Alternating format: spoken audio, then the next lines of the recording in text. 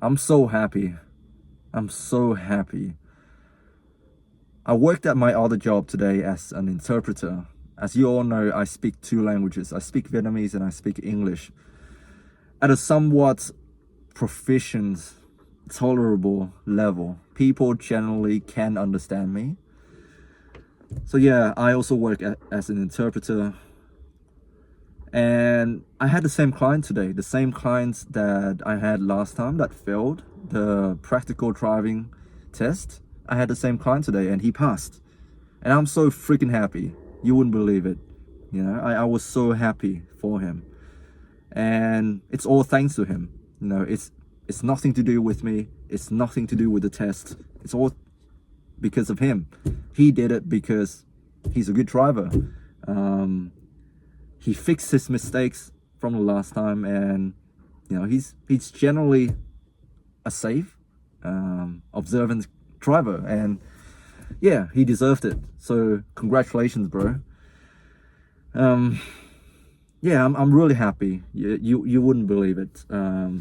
As soon as I heard the driving assessor telling him you have enough mark to pass the test today, even though there were a couple of minor errors in there, nothing major, nothing detrimental, nothing dangerous, or anything like that.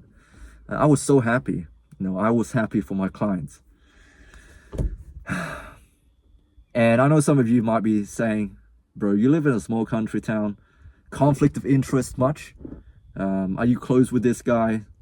What's going on? Yeah, I guess it's one of the perks of being in a small country town. You sort of know everybody. You sort of run into everybody.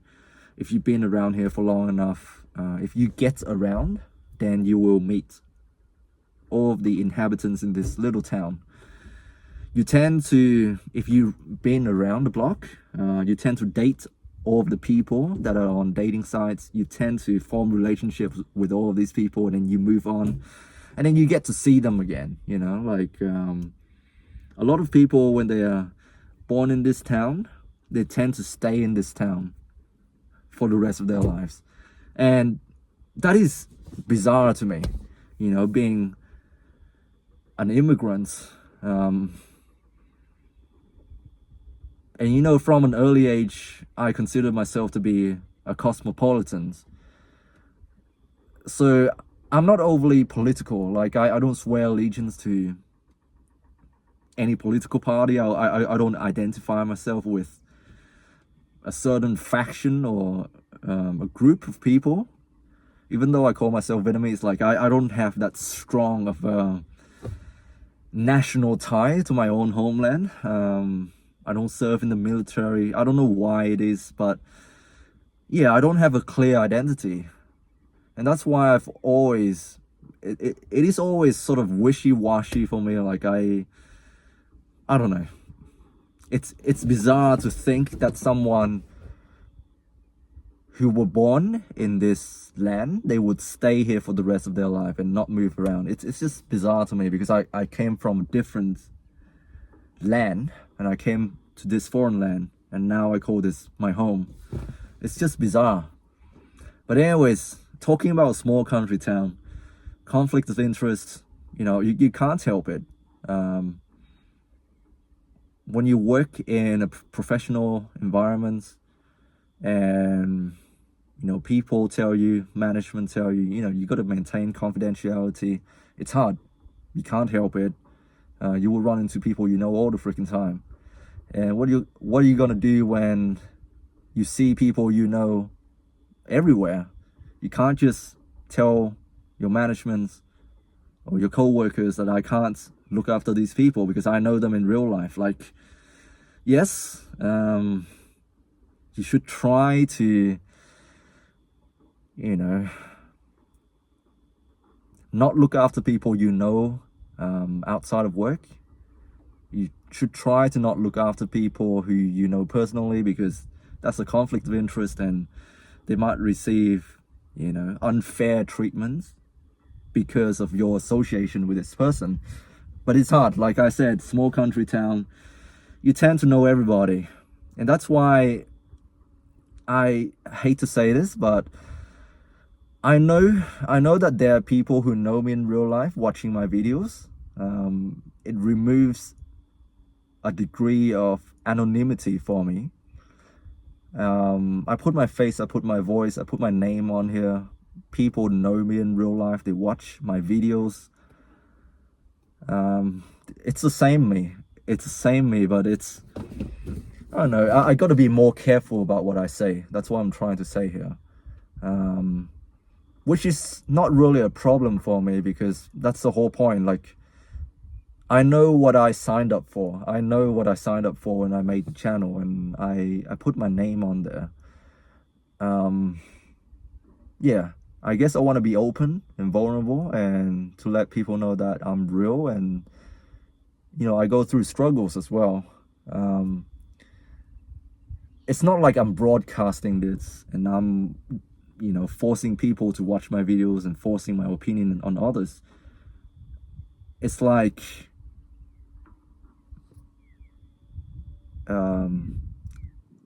it's an invitation into my life.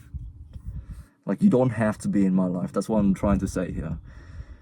But like, I'm accessible. And so that's why I put this out into the public. I don't know where I'm going with this.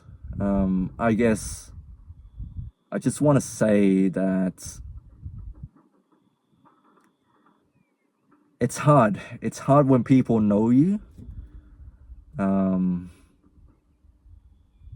And it's hard for you to move on when you keep running into the same people whom you don't want to be associated with.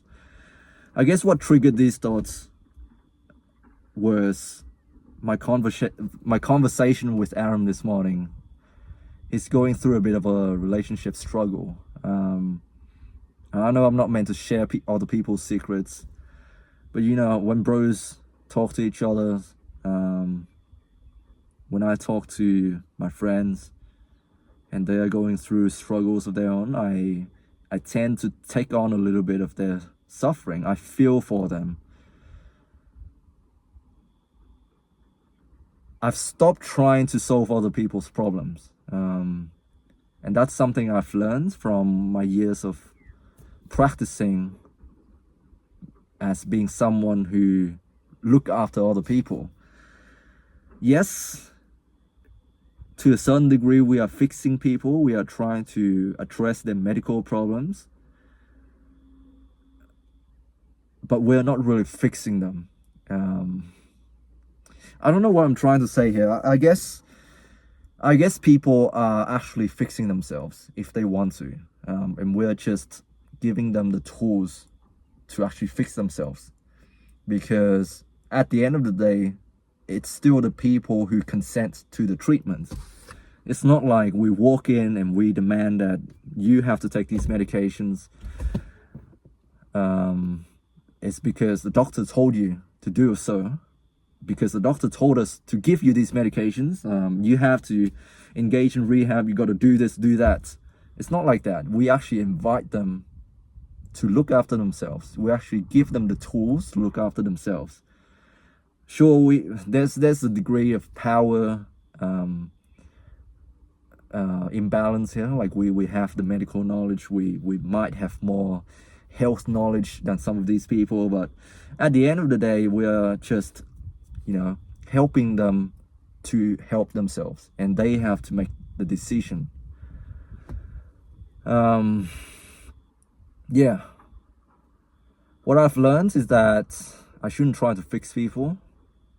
I should hold space for them when they tell me their struggles. A lot of people, they are not really looking for solutions. What they're looking for is for someone to listen. And as cheesy as that might sound, sometimes not fixing the problem is more beneficial for that person.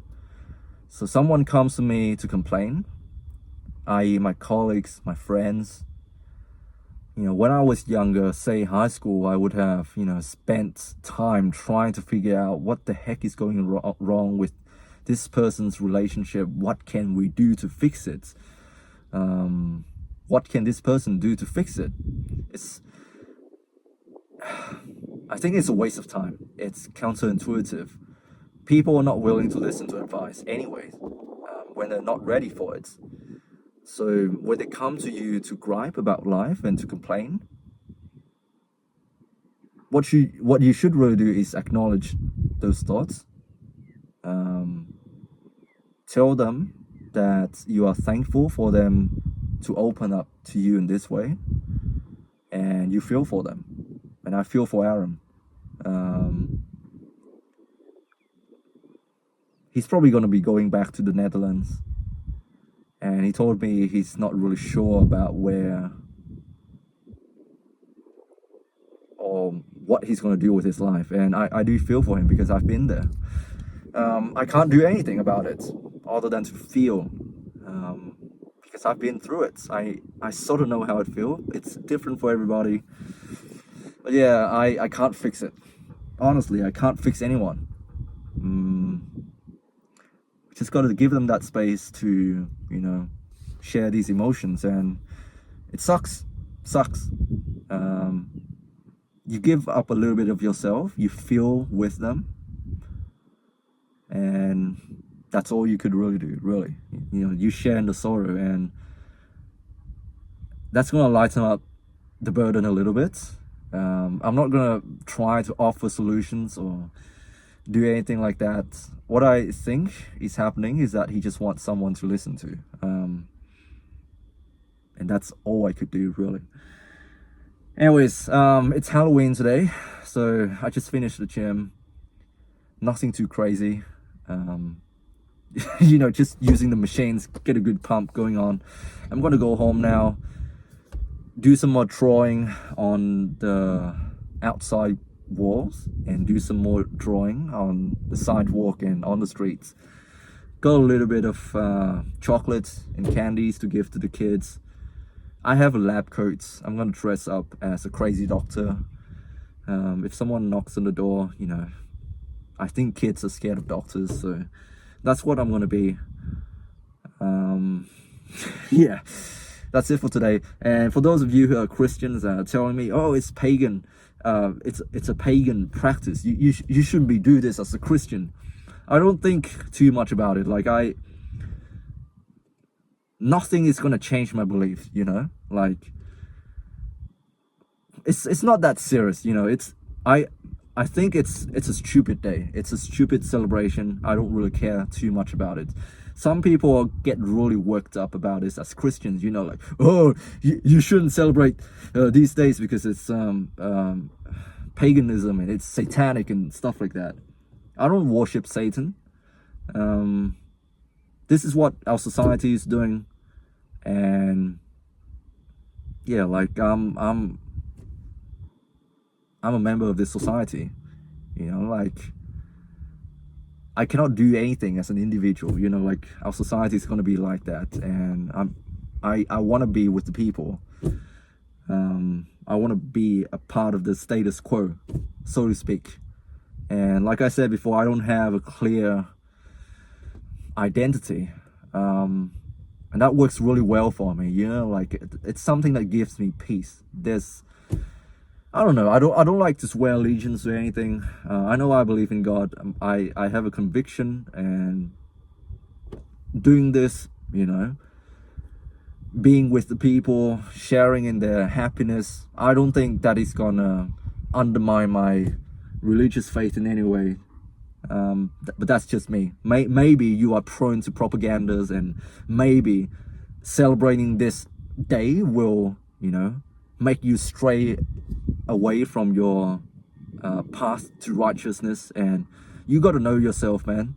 Like if you engage in this behavior and you worship or you celebrate certain holidays will make you not a Christian anymore, then yeah, then don't celebrate it. But I don't really care, man. Anyway, stay strong, God bless, I love you all, and I'll speak to you later. Peace.